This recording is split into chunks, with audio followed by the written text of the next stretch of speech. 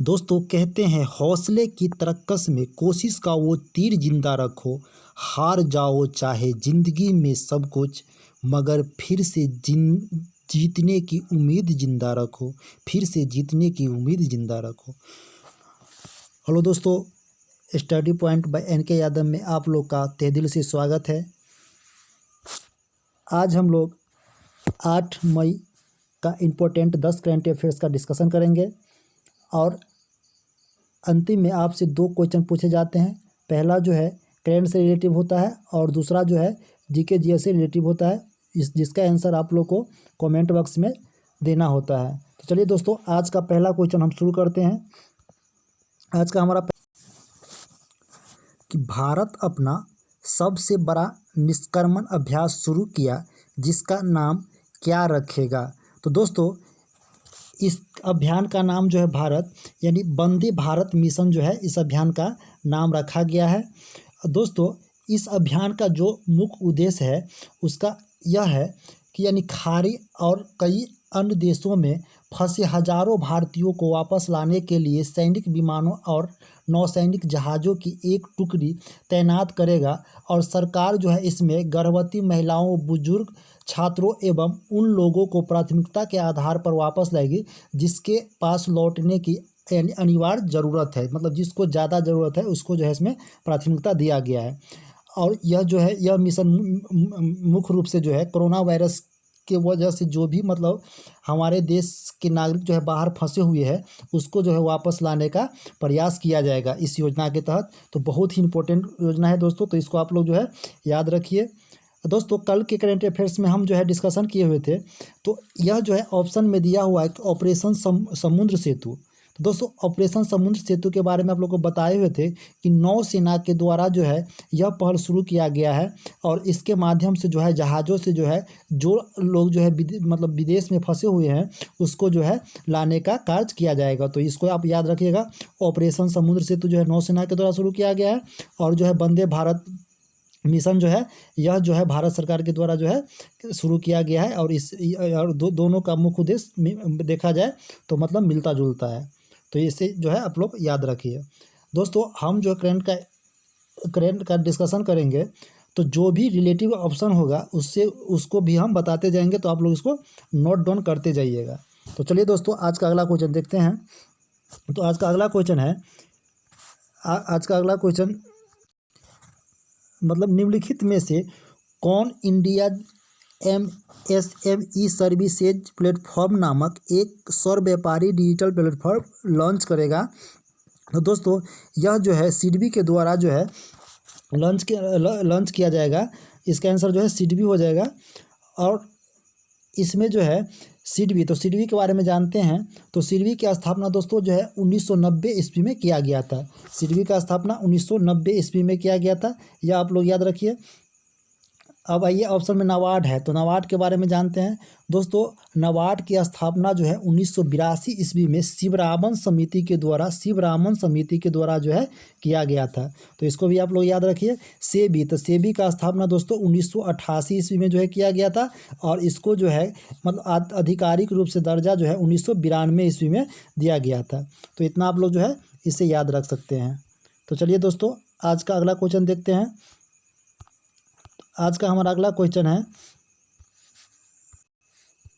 निम्नलिखित में से किसने गलत सूचना के प्रसार को रोकने के लिए IFCN चैटबॉट नामक एक चैटबॉट लॉन्च किया है। तो दोस्तों यह जो है व्हाट्सएप के द्वारा जो है शुरू किया गया पहल है।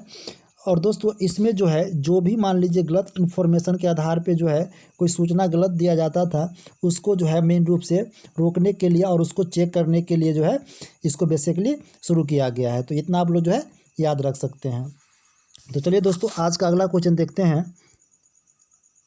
और आज का अगला क्वेश्चन है कि मई 2020 में संसद की लोक लेखा समिति यानी PAC के अध्यक्ष के रूप में किसे नियुक्त किया गया है। तो दोस्तों यह जो है यानी अधीर रंजन चौधरी को जो है नियुक्त किया गया। अधीर रंजन चौधरी को जो है यानी लोक लेखा समिति का अध्यक्ष के रूप में नियुक्त किया गया है। दोस्तों अब लोक लेखा समिति का चर्चा जो है इस क्वेश्चन में हुआ है, तो लोक लेखा समिति के बारे में हम जानते हैं।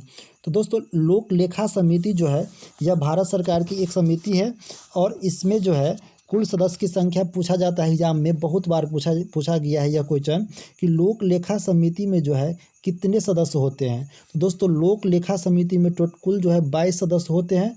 इसमें जो है 15 जो है लोकसभा से होते हैं और 7 जो है राज्यसभा से होते हैं। तो इतना आप लोग इससे याद रखिए, 15 जो है लोकसभा से और 7 जो है राज्यसभा से होते हैं। तो इतना इसको आप लोग याद रखिए। और यह जो है बहुत ही इंपॉर्टेंट समिति है लोक लेखा समिति, और इसका अध्यक्ष के रूप में जो है किसे नियुक्त किया गया है, तो अधीर रंजन चौधरी को नियुक्त किया गया है। और दोस्तों इससे जुड़ा और एक और समिति है प्राक्कलन समिति, उसके बारे में भी पूछा जाता है, तो उसको भी आप लोग याद रखिए। तो चलिए दोस्तों आज का अगला क्वेश्चन देखते हैं। तो आज का हमारा अगला क्वेश्चन है कि मई 2020 में दलित एझिमलाई का निधन हो गया, वह निम्नलिखित में से किस क्षेत्र से संबंधित है। तो दोस्तों यह जो है राजनीतिक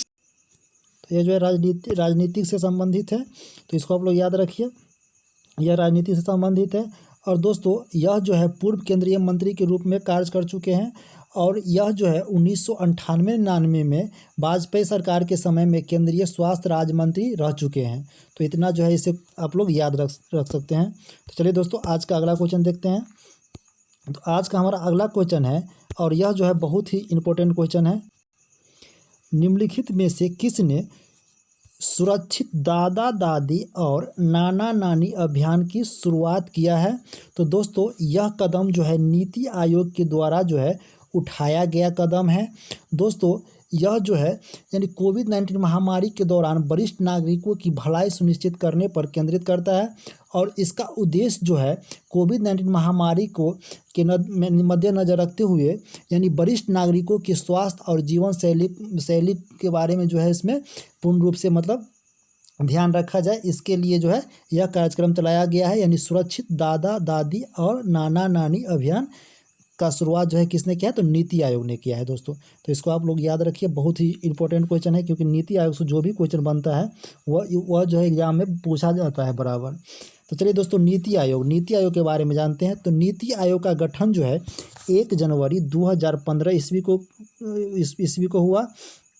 1 जनवरी 2015 ईस्वी को जो है नीति आयोग का गठन हुआ, और जो है इसका अध्यक्ष जो है प्रधानमंत्री होता है, और नीति आयोग का अध्यक्ष अभी वर्तमान में जो है राजीव कुमार है, और इसका जो है सीईओ जो है अमिताभ कांत है।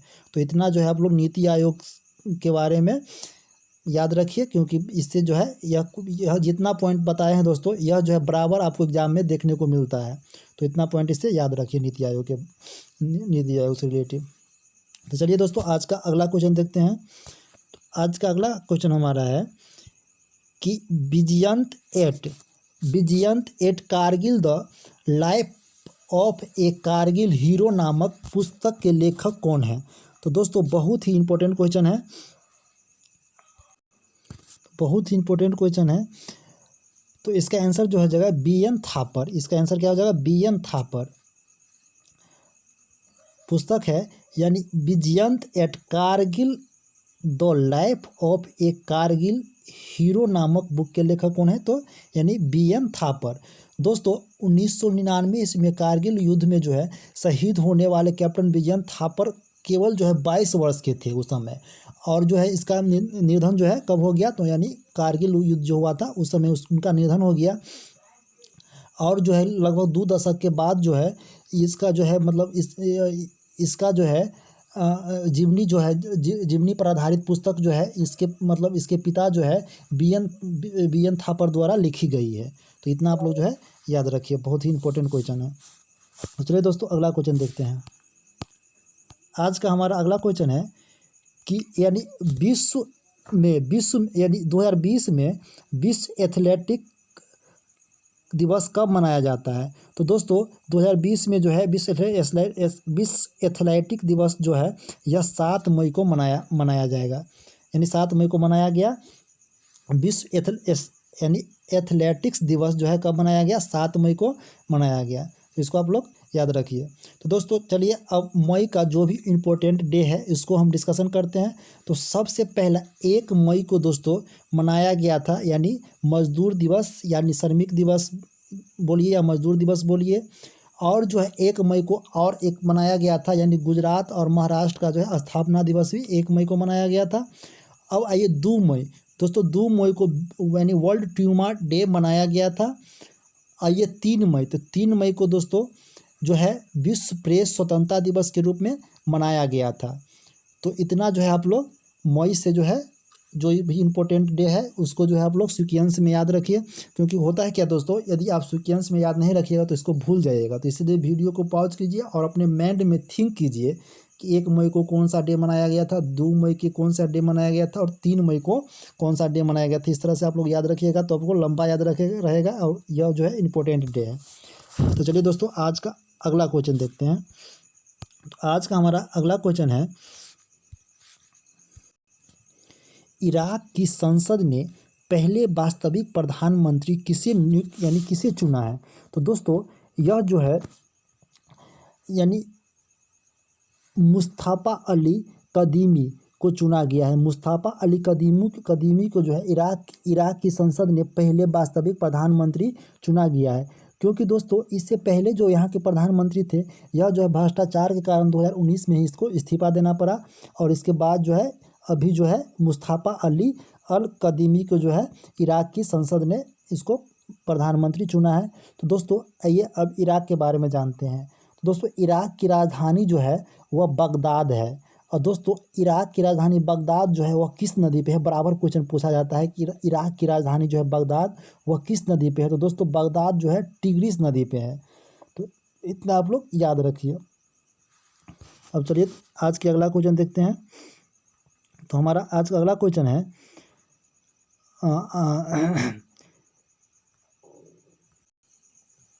किस देश के संस्था यानी IIBR ने एक निष्क्रिय टीका विकसित किया है। तो दोस्तों IIBR के बारे में पहले जानते हैं।